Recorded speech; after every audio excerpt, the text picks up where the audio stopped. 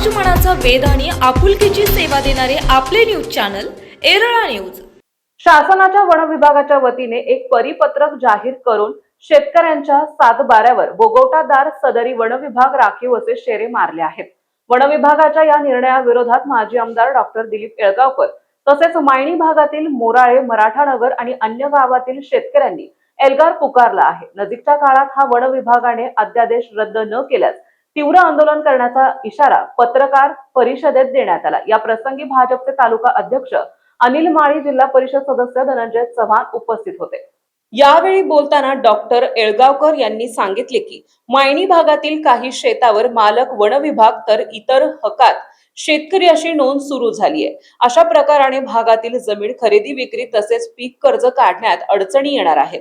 दुसऱ्या बाजूला या भागातून ग्रीन कॉरिडॉर मार्ग जाणार आहे, त्यामुळे भागातील शेतकरी दोन्ही बाजूने उद्ध्वस्त होणार आहे। याबाबत ग्रामीण विकास मंत्री नामदार जयकुमार गोरे तसेच वनमंत्र्यांशी चर्चा करणार आहे। तसेच आगामी काळात होणाऱ्या अधिवेशनात काही आमदार मित्रांच्या माध्यमातून हा प्रश्न विधानसभेत उपस्थित केला जाईल। मुख्यमंत्री देवाभाऊंचे सरकार या विषयावर समाधानकारक तोडगा काढेल असा आपणास विश्वास आहे, अन्यथा या विषयावर प्रसंगी उग्र आंदोलन करण्याचा इशाराही त्यांनी दिला। यावेळी नामदेव शिंदे सर आणि इतर काही शेतकऱ्यांनी या प्रश्नांसंदर्भात व्यथा मांडल्या। दरम्यान यावेळी वन विभागाच्या आडमुठ्या भूमिकेमुळे कातरकटाव, एनकुळ, अंभेरी घाट, पेडगाव, शेरीवाडी या इतर रस्त्यांच्या दुरावस्थेबाबत चर्चा करण्यात आली। जे माजी तालुका अध्यक्ष धनंजय चव्हाण आहेत, माजी तालुका अध्यक्ष अनिल माळी आहेत आणि या ठिकाणी मोराळे, मायणी परिसर म्हणजे मायणी गटातल्या बऱ्याचशा गावातले काही शेतकरी इथं आलेले आहेत। तर विषय असा आहे की मध्यंतरी शासनाने वन विभागाने एक GR काढला आणि या GR मुळे अनेक शेतकरी उद्ध्वस्त व्हायच्या अवस्थेमध्ये आलेले आहेत। महाराष्ट्रातले सगळे 23 एप्रिल 2026 ला हा GR काढला आहे। वनक्षेत्राच्या महसुली अभिलेख गाव नमुना 7/12 मधील भोगवटादार सदरी वनक्षेत्राच्या नोंदी घेण्याबाबत कालबद्ध कार्यक्रम।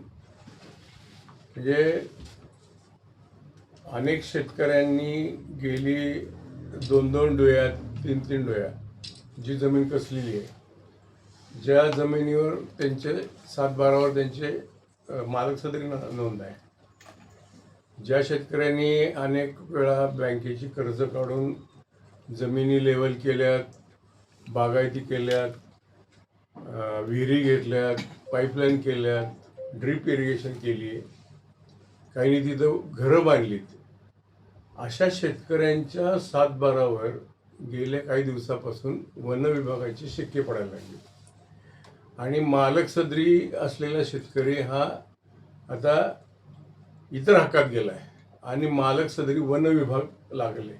असे काही 7/12 माझ्या निदर्शनाला काही शेतकरी आणून दिले गेले आणि दिवसात धनंजय यांना काही शेतकरी त्या बाबतीत भेटले आणि अशा तऱ्हेनं या 7/12वर मालक सदरीचा जे शेतकरी अनेक वर्ष म्हणजे वडिलार्जित आजोबापासून शेती करतायत त्यांची नावं आता उडवली गेली आणि तिथं वन विभाग लागले आणि हे इतर हक्कात। त्यामुळे हा फार मोठा अन्याय आहे।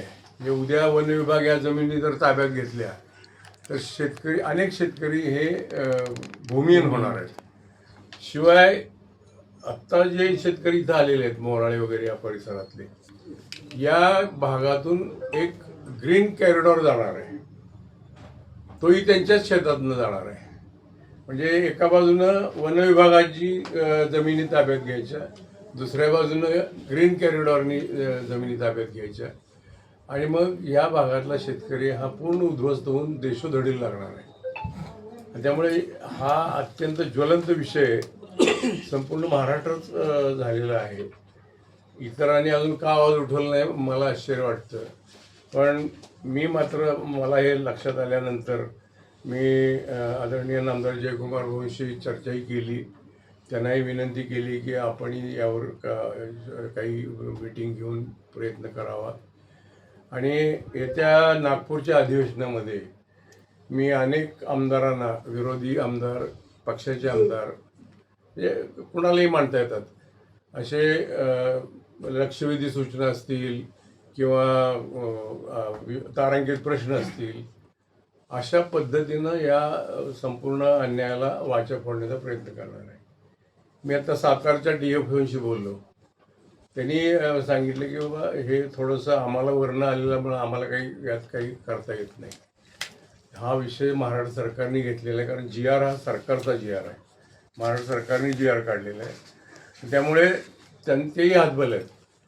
पण त्यांचं म्हणणं आहे की कदाचित जसं आता मध्यंतरी शासनाने ज्या जमिनीमध्ये गावठाण आहे किंवा हे आपलं असं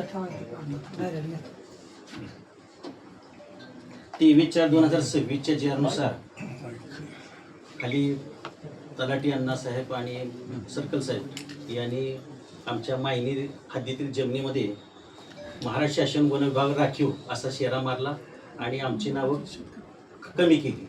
कमी करून ते लाभार्थीमध्ये घेतली. ॲक्च्युली आम्हाला याची भीती आहे की उद्या हे लाभार्थीची नावं आमची इतर हक्कात घेतील आणि आम्हाला या जमिनीत काही अधिकार राहणार नाही. दुसरं आमचे अतिशय महत्त्वाची यामध्ये म्हणणं आहे की शासनाने ज्यावेळेला ही जमीन काढून घेतली, शेतकऱ्यांकडून काढून घेत आहेत, त्यावेळेला संबंधित शेतकऱ्यांना पूर्वसूचना का दिली गेली नाही. आमच्या म्हणणं, आमची कैफियत पुढं आम्हाला मांडण्याची संधी दिली पाहिजे होती. ही आमची एक प्रमुख मागणी आहे. आता ही जमीन आहे, आता मी उदाहरण सांगतो. आमच्या वडील लहान असताना 1945 साली खरेदी केलेली जमीन आहे. आता वर्ग 2 मधून वर्ग 1 केलं असं शासनाचं जर म्हणणं असेल तर वर्ग 2चा 1 कुणी केलं त्यावेळेला? शासनानेच ज्यावेळेला परवानगी दिली होती महसूल विभागाला, म्हणून ह्या जमिनी अनेक शेतकऱ्यांनी खरेदी केलेल्या आहेत. यातले बहुतांश जर या जमिनीवरती आम्हाला जर हक्क राहिला नाही तर यातले 90% शेतकरी भूमिहीन होणार आहे. यामध्ये आम्ही परमनंट पक्क्या स्वरूपाची घरं बांधलेली आहेत, विहिरी पाडलेल्या आहेत, पाईपलाईन केलेले आहेत, शेततळे आहेत, जनावरांसाठी गोटे बांधलेले आहेत, शेड आहेत. तर ह्या जर आमचा येरळा न्यूजसाठी प्रतिनिधी शरद कदम. आपल्या भागातील महत्त्वाच्या बातम्या पाहण्यासाठी आजच आमच्या येरळा न्यूज चॅनलला YouTubeवर सबस्क्राईब करा आणि बेल आयकॉन प्रेस करा.